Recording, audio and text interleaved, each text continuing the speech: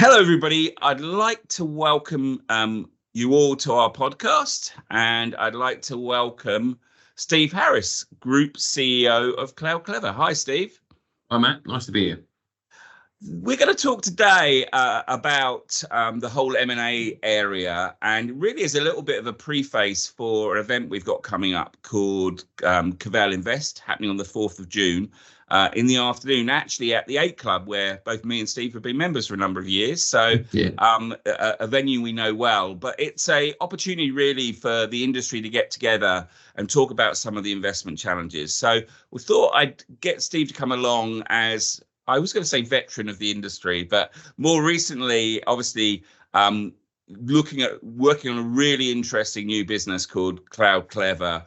And really, already starting to do a roll up of some really interesting businesses. So I wanted to get some of Steve's insights. He will be on a panel during the event called Roll Up, Not a Pile Up, where we're going to talk about some of those issues of bringing together businesses and some of the lessons. So, Steve, maybe you could just start by, a lot of people know you on the podcast, but just maybe introducing yourself and what CloudClevr is all about. Sure. So, Steve Harris, Group CEO of CloudClevr. So CloudClevr is a business that was invested in.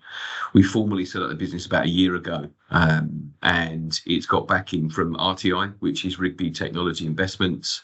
That's part of the Rigby Group and is an investment vehicle for them to invest in new high-growth technology businesses. So at CloudClevr, we established the business really through acquisition. So over the last 12 months, we've acquired 4 businesses. We've obviously created as well a sort of group function that sits above those 4 operating companies. And that group function is something that we've been building over a period of time that houses a lot of the core functions that some of the smaller businesses won't have themselves, like finance, marketing, HR, and eventually will be all the systems that we build, and some of the intellectual property obviously sits in the central group. So we're currently about 180 people, about 35 million run rate revenues, profitable business, sunk a lot of investment into our software platform, which I can talk a bit more about later. But ultimately it's a fairly high growth business, and one that will continue to grow both organically and through further M&A.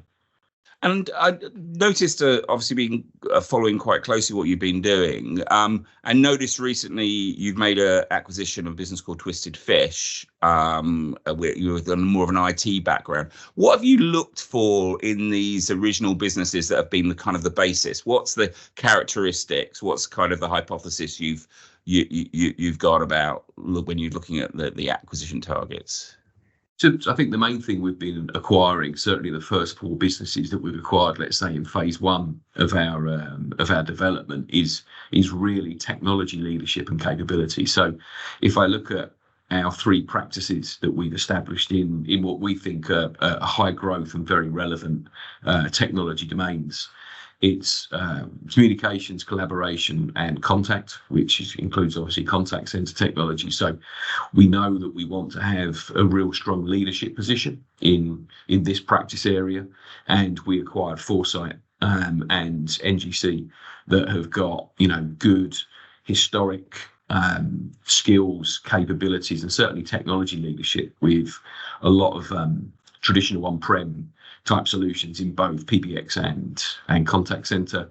We think there's a huge market and a really big opportunity for companies that really understand that migration, whether it be to private or public cloud, or whether it's merged with IT, with Microsoft Teams or Office 365. We think that capability and understanding historic technology gives us a unique insight into how to migrate that into cloud.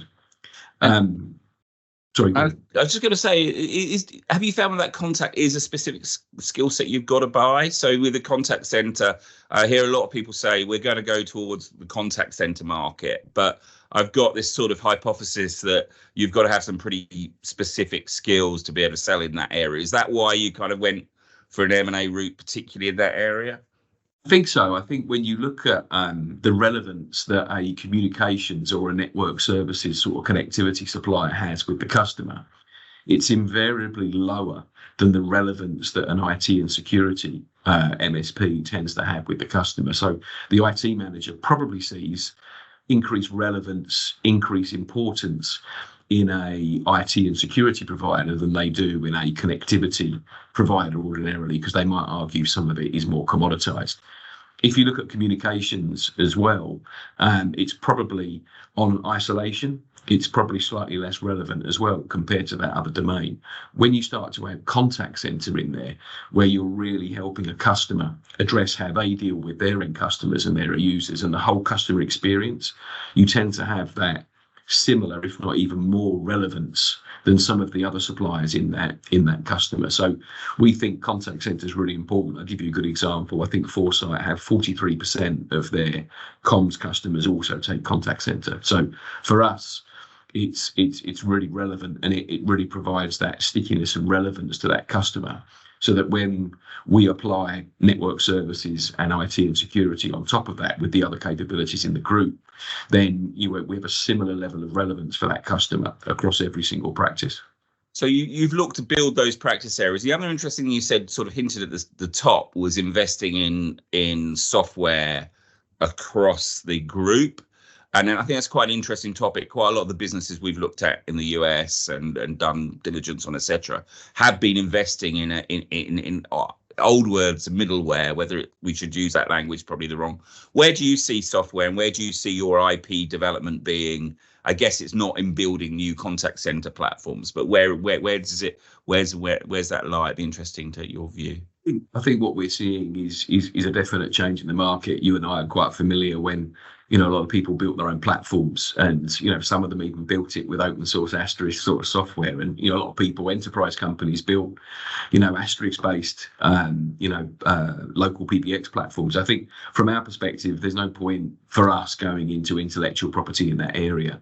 For us, it's more about how a customer consumes and how a customer sees value in the technology that we're providing. And what we want to do is do that consistently across each practice. So one of the things that we probably put in our first release of software is more focused on IT and security, where customers can see exactly what's going on from a Microsoft adoption perspective. They can see how people are using Office 365. They can see the adoption of meeting rooms. They can see the productivity and output of meetings, SharePoint usage, all of these types of things, which at least allows people to understand the return on investment that they're getting. They can also see things like your Microsoft Secure Score, so they actually know that we can take them on a roadmap, whereas their score is X today, we can work with them to get them to Y tomorrow. So it's really about software demonstrating the definitive business value that it's actually providing.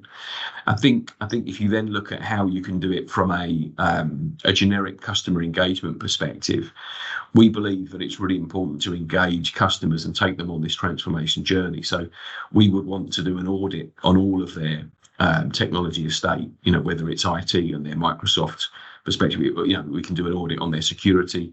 We can also do an audit on their on-prem platforms, so the bit that we're extending the software. And as we move from that IT practice into the more communications practice, the platform with its next release coming out towards the end of the summer will be able to take, and do audits on Mitel, Unify, Cisco, and genuinely look at these platforms, and Avaya, and sort of say, right, this is what the platform is today. How do we help these businesses genuinely go on a transformation journey over a period of, let's say, 2 or 3 years, where we can say, here is our joint roadmap. So it's a customer technology partnership that we really sort of provide, and we use the software to really anchor that relationship against, where not only can we deliver against the roadmap, we can actually show them how we do that over the period, and we can show the value that we're generating. So for me, that's really where software is. It underpins the relationship that we have and the value we provide to our customers, and it helps the customer really get a better ROI out of the technology.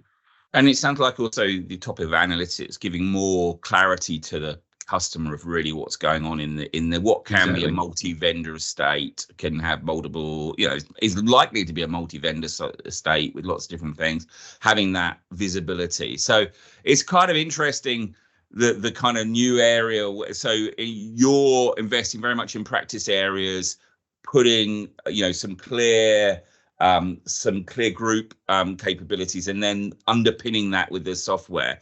And I guess you said phase 1, which is exciting. There's obviously going to be a phase 2, phase 3. So you think there is a lot of runway to carry on growing the business both organically and inorganically, I guess. So you still think there's a big big opportunity on the inorganic side? I'm sure you're focused on organic as well, but is there still a big opportunity to acquire other assets that will support that? I think so. I think for us, we've completed, let's just say, our capability within the group. I think we feel very comfortable with what we've managed to get in terms of businesses. I think we feel that they're providing technology leadership in each of the pillars and the practices that we've established within the business of where we want technology leadership. So what that now means is we've just got to be the best company that we can be from an execution perspective. So that's really about becoming just as effective at sales and marketing and making sure that we're developing the right relationships with both existing and new customers, and that obviously is execution. So our aspiration is to be growing at above 20% per year from a let's call it an organic growth perspective.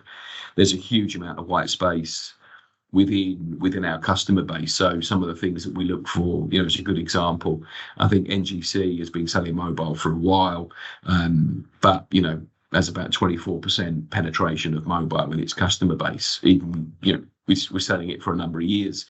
With the Bamboo acquisition that we made and with our mobile scale, we're now able to provide a cost base and a value proposition that should enable them to, take that 24% higher. If I then look at Twisted Fish and Foresight, I think Twisted Fish has 0% mobile penetration, and Foresight has less than 1%, penetration on mobile. If you look at both of those businesses, they both have 0% customer penetration on IT. Yeah. So what we don't want to do is sort of bring, let's just say, mediocre or catalogue-based capabilities into the portfolio and expect them to be able to sell a competitive mobile or IT proposition. We bought businesses that have genuine leadership and value propositions in those areas, which they can now go in with an equally strong message to what they've sold traditionally in communications. In terms of inorganic, we absolutely want to get ourselves together. We're building CRM platforms, ERP platforms, accounting platforms. So you can imagine we've got a myriad of different systems, tools, and sort of platforms that are currently in use across 4 different operating businesses. Our plan is to unify all of those in this current financial year. So there's a huge amount of investment going in to build what I would call, market leading and next generation sort of platforms that will actually underpin the business in a consistent and unified way into our next financial year. So that'll really give us the foundations to then also continue further M&A. So we expect to continue to acquire businesses as well, both for geographic reach, both for customer base increases, and really for us to grow the business from a financial perspective and scale. I mean, that's really what we're looking for in phase 2. Right. I'm going to stop it there because we don't want to give everything away, because we're going to be together and me and Steve know each other very well, and we could talk for hours about this topic. And I think it's fascinating what you're doing, Steve, and I'm really encouraged by the progress that you've already made. So those people who'd like to find out more, we will be partaking in a panel on June the 4th. And also the whole afternoon, we'll have some interesting topics, including the contact center topic, where we're going to be saying, is there investment opportunities beyond contact center in the CX space, which I think is a fascinating topic. And also really talk about international and what part international strategy plays. We're seeing a lot of US entrants coming in at the moment to Europe, and maybe there'll be some going the other way. We'll wait and see. So we're going to talk about the international topic as well. So please come along. It's CloudClevr Invest. You can find out more on our website on the 4th of June in the afternoon, and you'll see me and Steve. Thanks so much, Steve, for giving us an update on what's going on with CloudClevr. And I look forward to seeing you on the 4th. Thanks very much.